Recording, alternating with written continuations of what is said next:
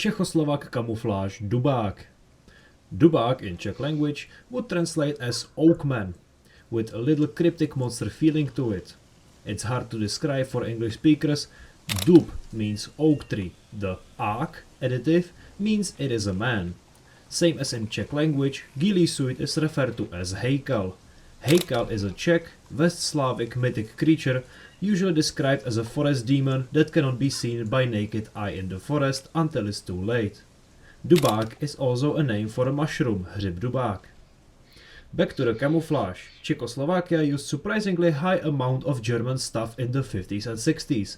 On the official webpage of Czech Ministry of Defense, we can see that up to 60s tons of recon units were just recycled Wehrmacht and Soviet Union meshed together. Dubák camouflage comes from the Wehrmacht's Leibermuster, with Czechoslovakia getting German factories for fabric production and printing after the Second World War. It only makes more sense that this camo is essentially an indirect copy. The Czechoslovak version is reversible. One side is khaki base color with light green, almost red plum stains overlapped by very dark blue or black leaf shapes. These dark shapes gave Dubák its name, as they look very similar to oak tree leaves. The second side has khaki as base color as well, but instead of mixed green and red stains, it just has dark green clouds, complete with much bigger black shapes. This side is usually referred to as mráčky, which translates into multiple little clouds. Side 1 was mainly for winter and fall, while side 2 was mainly for summer and spring. As far as I know, few things were produced in this camouflage: recon blouses, recon pants, and I rarely saw a sleeping bag being sold.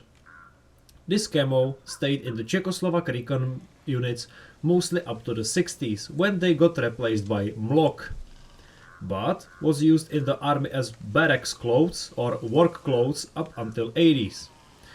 When the army phased them out officially in the 70s, many people just took them home as their work clothes. That's why there are almost none in mint condition.